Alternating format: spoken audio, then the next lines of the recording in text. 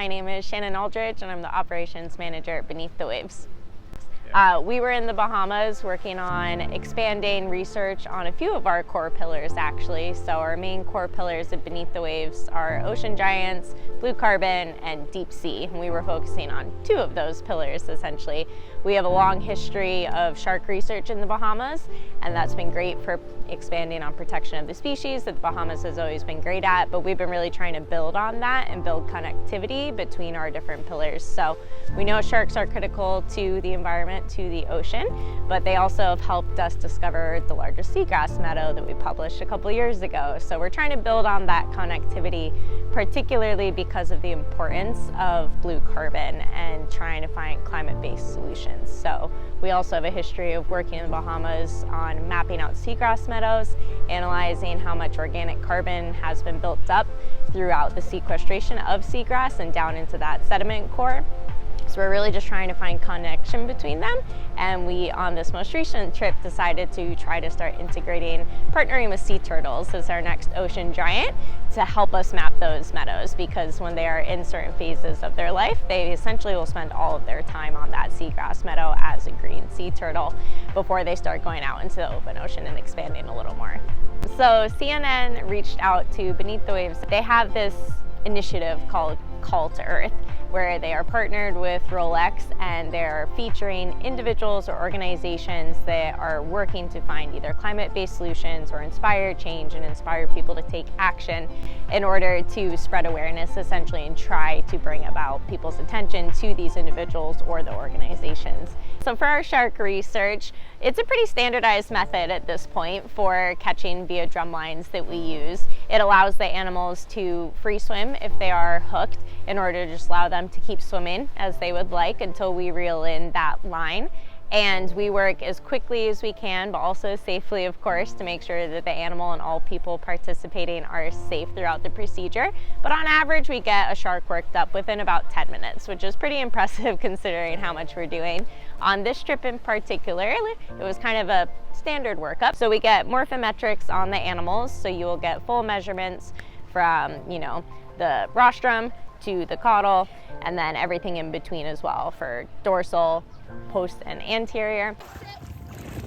That's a big nurse. Big nurse.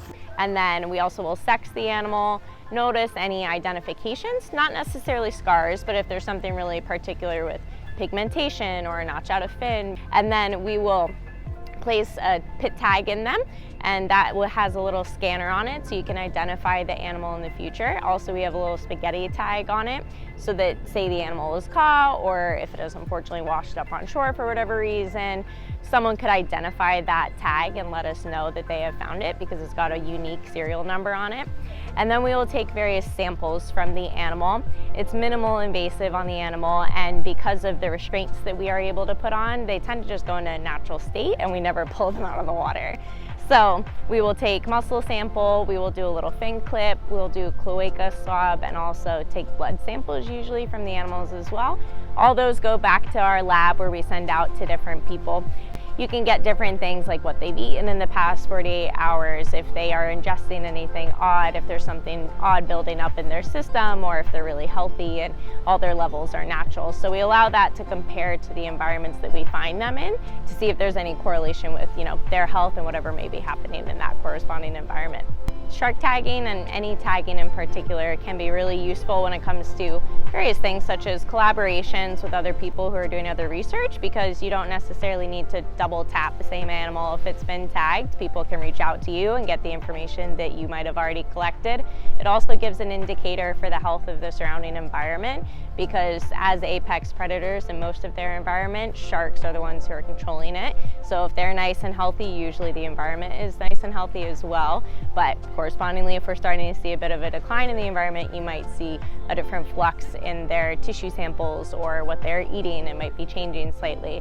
So just building on those database sets essentially to make sure that we're continuously monitoring the ocean and the health. So this most recent trip, we were catching mostly nurse sharks and black-nosed sharks. Black-nosed sharks in particular can be rather small, so sometimes with a smaller animal, when you've got waves and a boat rolling around, you don't necessarily want that small animal to be caught in between the two.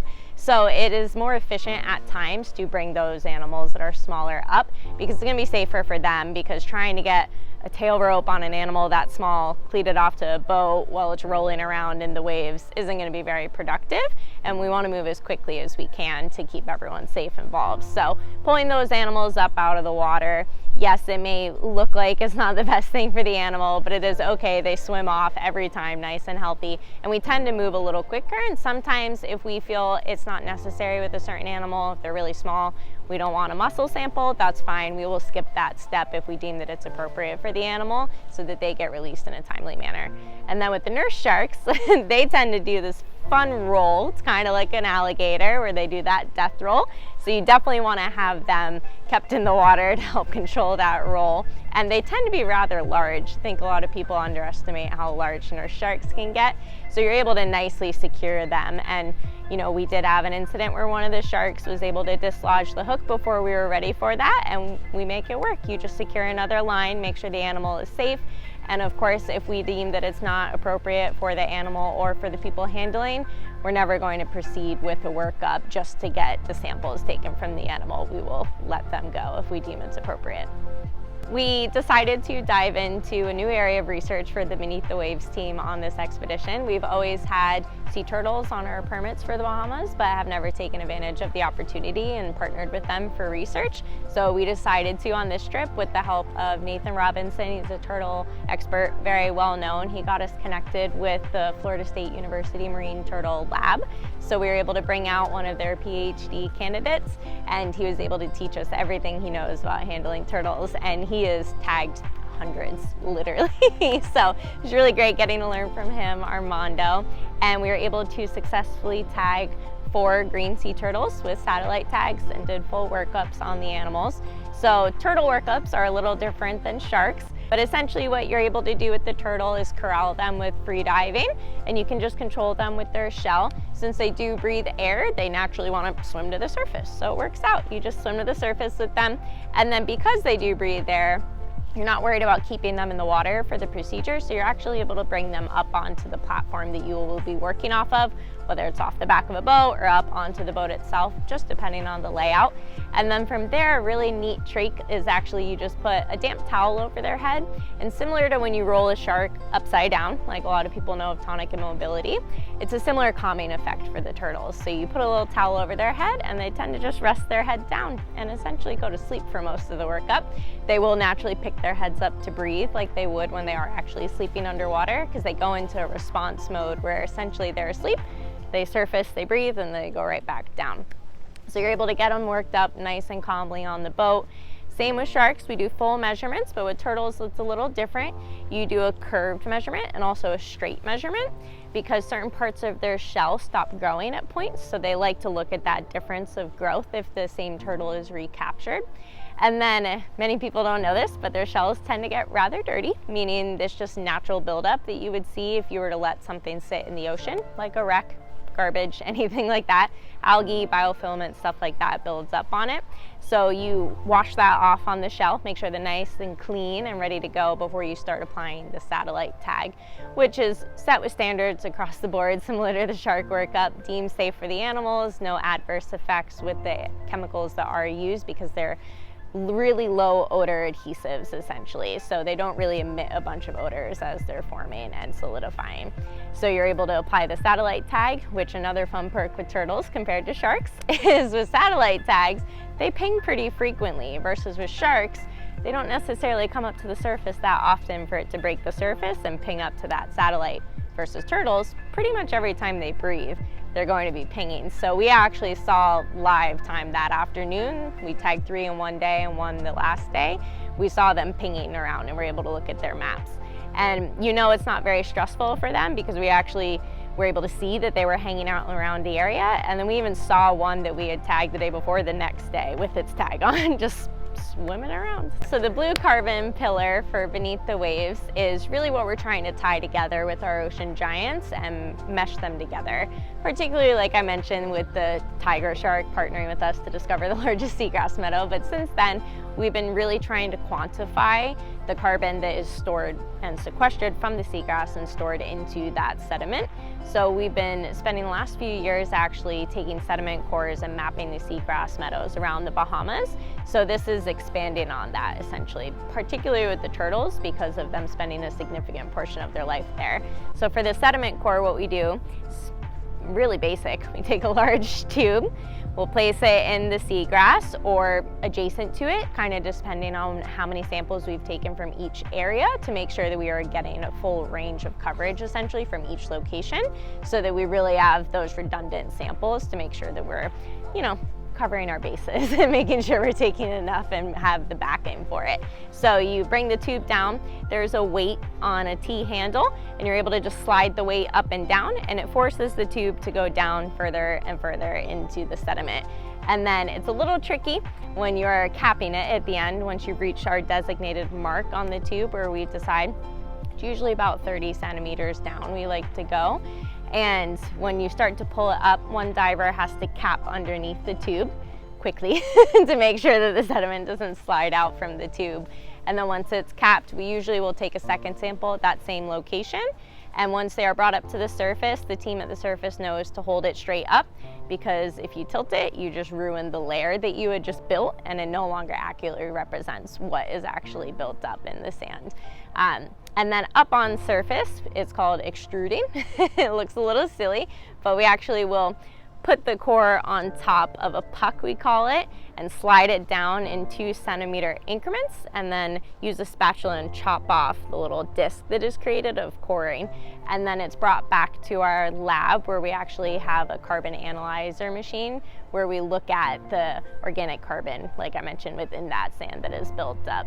So the more we understand how much seagrass is able to sequester carbon from the atmosphere, the more data we have to support any legislation, MPAs, actions that will actually protect these seagrass meadows, because with the way the world is currently going, we want to make sure that we are protecting what's going to help prevent any more issues. So if we continue to let large docks get built that are going to just scrape away all the seagrass in that surrounding area, we're losing a huge portion of natural environment that will actually help with sequestering of that carbon.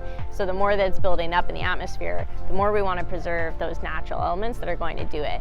And we are expanding into, you know, mangroves, trying to see what kelp is sequestering, marshes, that kind of stuff, because Earth is really good at protecting itself, so we just need to make sure we protect Earth in order to let it do its job, essentially. So it also will allow islands such as the Bahamas to have a capital that they can have investments in and then actually put it back towards their environment, rather than, you know, big venture capitalists coming in and just trying to buy it up so they can destroy it for whatever their sole purpose may be with whoever you are speaking of.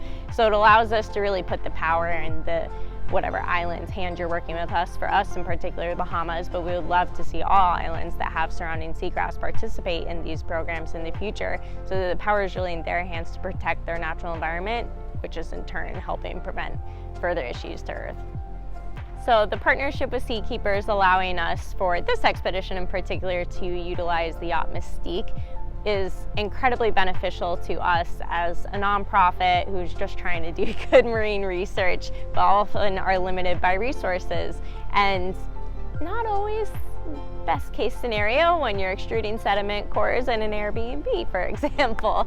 It's really great having everything in one location for us, because it allows us to go to more remote locations that we might not necessarily be able to easily get to in a day if we are staying somewhere on land.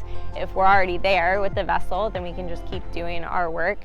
This space allows for adequate team member participation, which is huge as well, because sometimes we want everyone to be involved, but trying to cram 13 people onto a small boat can either lead to safety hazards, frustration. So we really want to make sure everyone is comfortable in their situation that we are putting them in.